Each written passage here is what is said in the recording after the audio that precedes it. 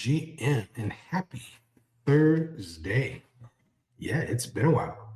Welcome to my Tech Talk podcast. This is a live discussion that I record here on X, where I highlight news, innovation, education, alpha, and business development in the Web3 domain name space. I am your host, Marcus, aka Win Airdrop, founder of iHeart Domains LLC.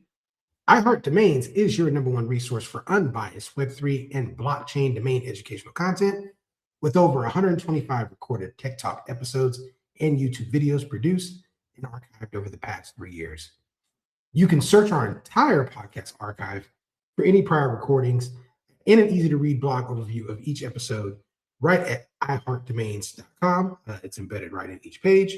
Also, any prior recordings are also available in podcast form on every major podcast player, including Apple Podcasts, Spotify, iHeartRadio, and they're all easily reachable at techtalk.host.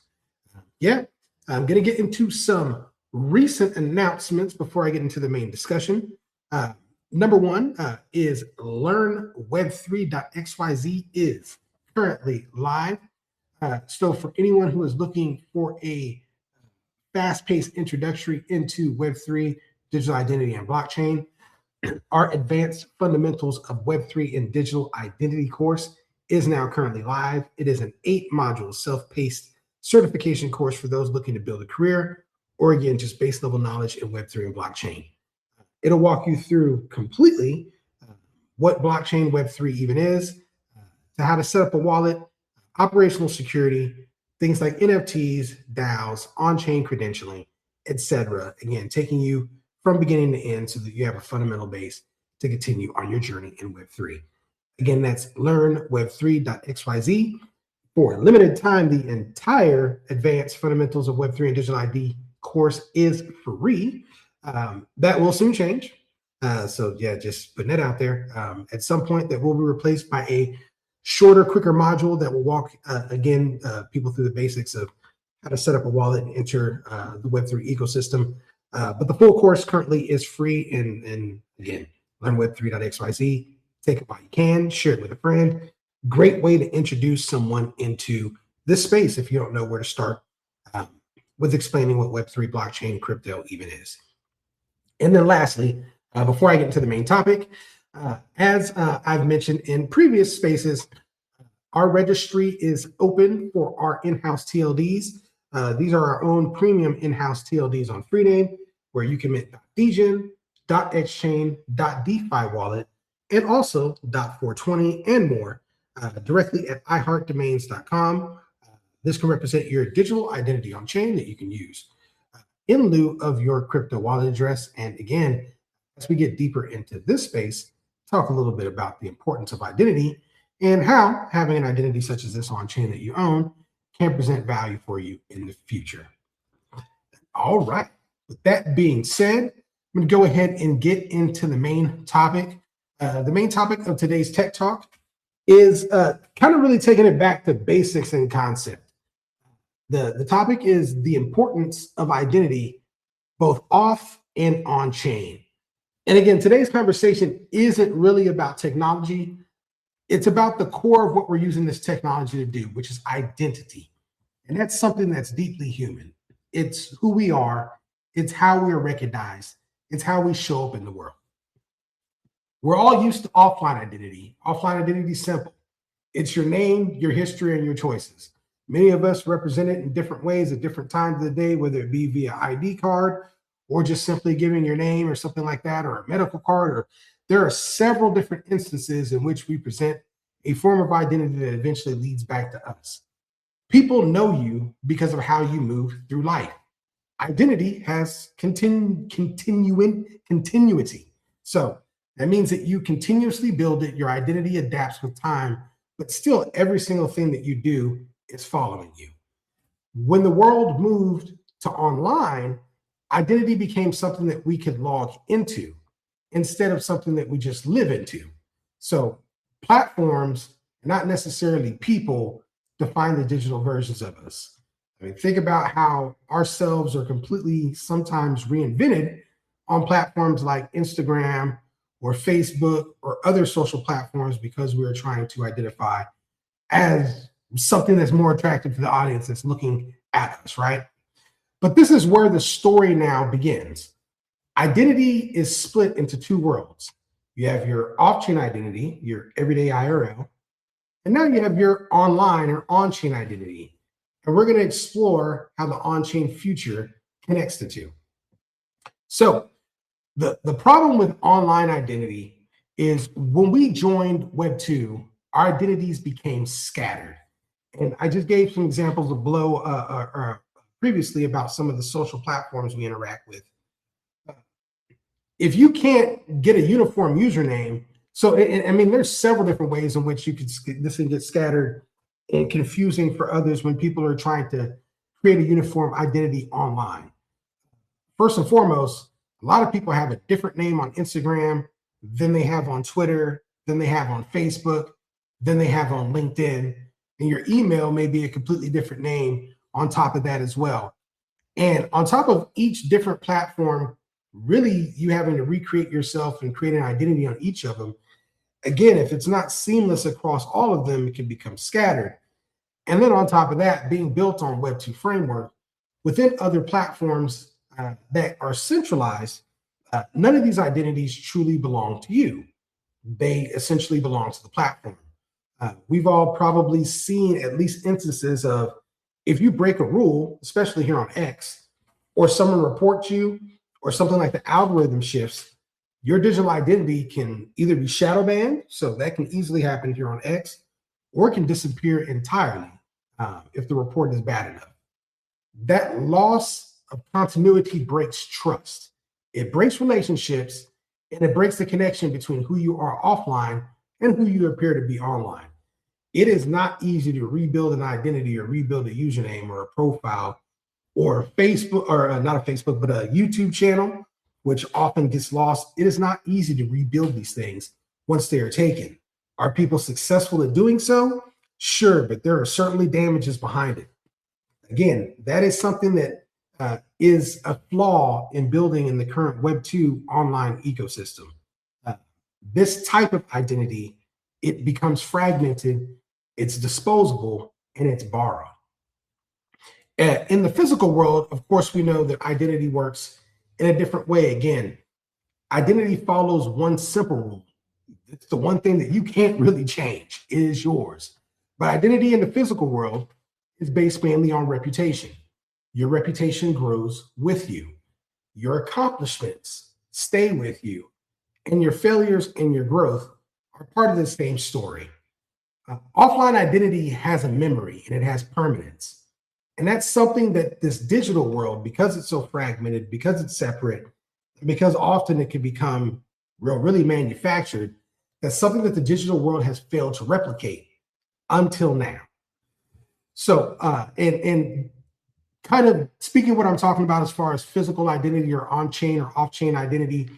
Off-chain identity currently, again, it's even though it's represented by things like our driver's license or our passport, et cetera, it goes a lot deeper than that. Off-chain identity is where you went to school. One of the first questions that, and even still to this day, when you meet people at a mixer, especially if they've asked you how long you've been in the city, first thing that they'll ask you in order to kind of further lock down your identity per se is where you went to school. If you've gone to a specific college, such as here in the US, if you went to like I'll use a Harvard or Yale or Stanford or something like that, these are prestigious schools. And having gone to them and having completed their programs is a form of identity. And these school records are something that you may use in a job resume in order to get a career somewhere, or something that you may use to get a position. Your resume itself, again, previous job history, that is something that off-chain is currently part of your identity. When you want to apply for a job, you have to put in an application. And these are things that they ask you in order to determine your character and your ability to stay at a job, your previous experience, etc. Even your relationships. Again, your relationships and what comes out of them becomes your identity. If you have a relationship and you have kids, your kids are now you, and the rest of your life, they become a part of what you're identified as. This is all credibility that's earned in real life. And again, it follows you. And that is something that, although people have been able to monetize and have been able to create digital versions of themselves online, it hasn't replicated or it hasn't reflected any of their realistic accomplishments or achievements that we use in, like I said, the traditional world as identity. This is where on-chain identity bridges the two worlds and adds that continuity and adds that kind of personalization and that continuously building identity. And it's not just because of the tech, it's because of all the things that you do on-chain are owned by the identity that you've created with your wallet. To easily explain that, for those of you who don't already understand blockchain, any transaction or anything you earn, purchase, swap, credentials, etc., provided that you're using the same wallet to do so, they're creating what's called an on-chain identity. And that on-chain identity is going to continue to evolve and going to continue to tell a story about what you've done in this space, just as the thing that you've done in the off-chain world, such as where you went to school, etc., become part of the story of your identity in that world. Just like you can't change your identity, can't erase your identity, one day somebody can't say, I'm not Marcus. On-chain identity also restores this sense of ownership so that you're building something that you can truly own and share. So instead of borrowing a username from a corporation or a platform such as an X or a Facebook, you in this case now get to hold your on-chain identity in your own wallet. It travels with you the same as, again, your own on-chain, off-chain identity travels with you. It cannot be taken, it cannot be deleted, and it cannot be suspended. Your digital self is a replication now of your whole self. It's not just about wallets or domains. The concept that matters is with on-chain identity and with the ability to connect everything to one singular point and the ability to own this, it now becomes a single identity that lives across everything that you do online and on-chain. And this is the closest version that we've had to how identity actually works in the real world. So now you can create things like digital versions of resumes instead of able to be validated, proven, and associated with you on-chain instead of the physical ones that we are using today as a form of identity. So again, It's not necessarily technology that makes identity powerful. It's meaning and it's the ability to prove these things. When in the real world, when someone knows your name, they know your story, good or bad. Identity carries reputation and it carries trust. On chain identity begins to restore that recognition in the digital world. So, again, you get to replicate things that you do here that also creates that story, again, good or bad. Your contributions, your relationships, your achievements.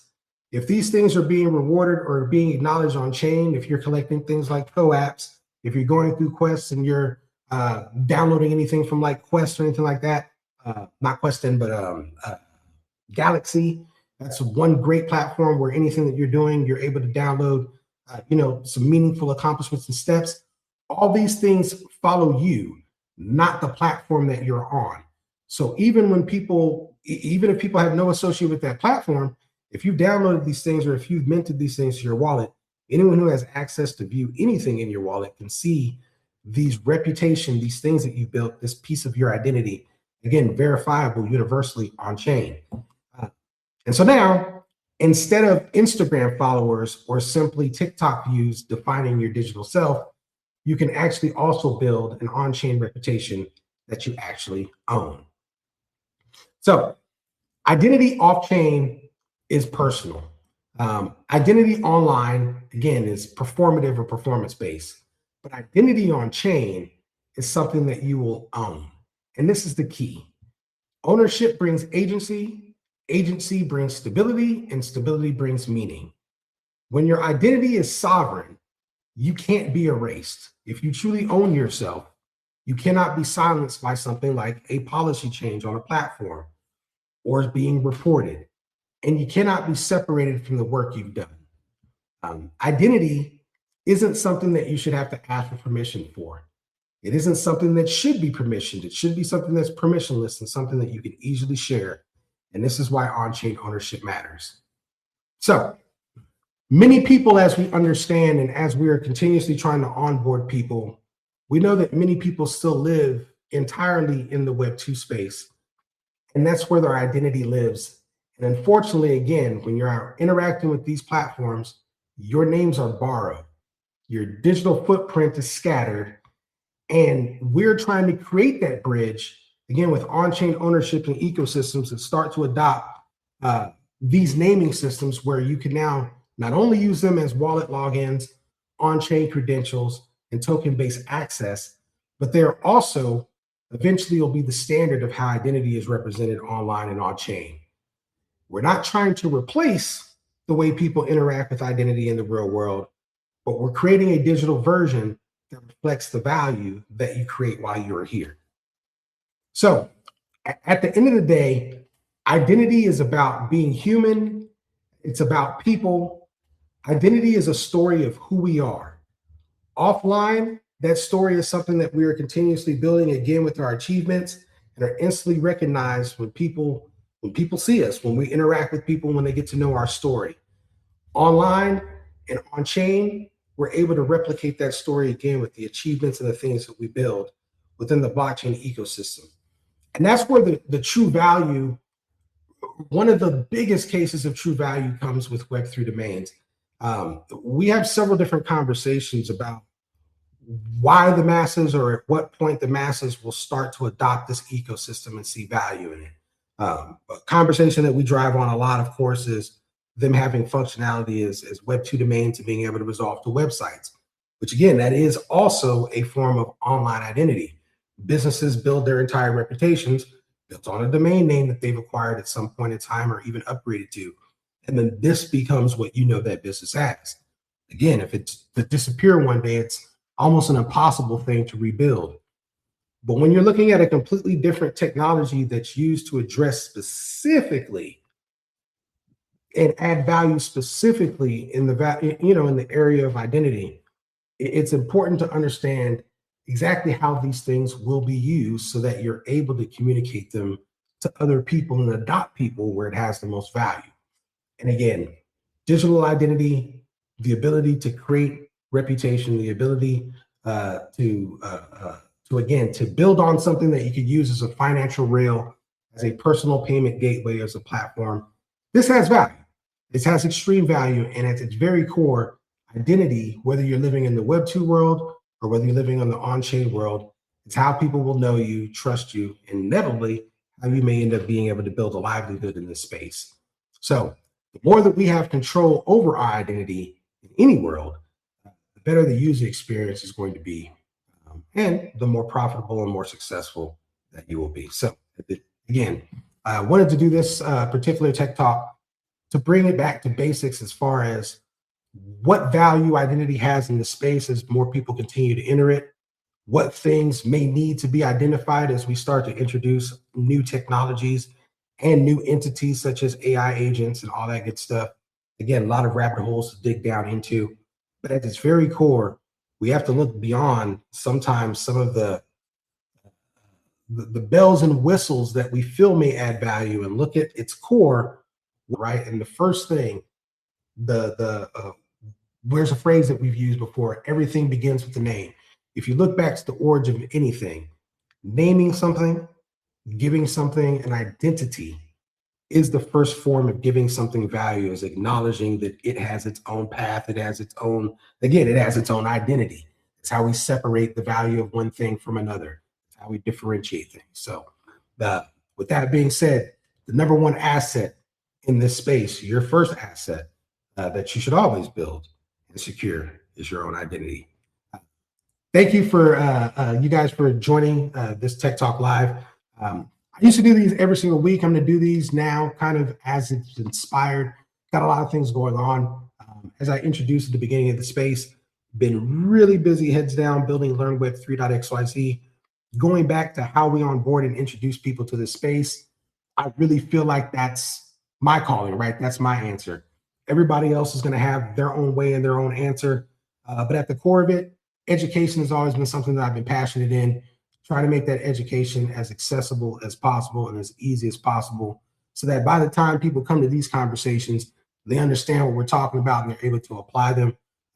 That's kind of the purpose of that. So I think I'd mentioned in another space, and it wasn't this space, but a space prior, that I'd gotten a little reality check from some friends of mine that are pretty influential, who asked me a simple question. And this is probably a question that you guys get often as well when you tell everybody about what you just did in Web3 and you tell them to join. They ask, well, why should I join? And that's, again, that inspired me to rebuild the focus, to kind of angle or align more with why a lot of people are discovering our space. And you may find that people are discovering this space in a different way. And everyone is going to get here in a different way, which is why it's also important to continue to stay educated, continue to stay diversified, and continue to stay open-minded. Again, looking at looking at the different areas where this adds value instead of zero focusing in on one thing that may not exist that you feel may only add value, because you never know. I've noticed in my conversations with people in the real world that even if I try to keep the conversation on track with Web3 domains, it just usually shifts to how can I make money with airdrops and crypto? So if everybody's continuously telling you that, maybe you got to adopt your pitch towards that, right? If in your circle, everyone's asking you, how can they turn into websites, and you've got to adopt your pitch for that. But the whole point of that being is that we'll be doing these spaces again to supplement my efforts there. Won't be every week, but it won't be as long as it has been. So thank you guys all for attending the first one that I've done in a little bit. Hope you guys enjoyed. And then, yeah, I'll see you guys next time. Again, you can replay these either on our website at iheartdomains.com or directly on podcast at techtalk.host. Focus on your mission, not your condition. Happy domaining. See you guys all in a little bit.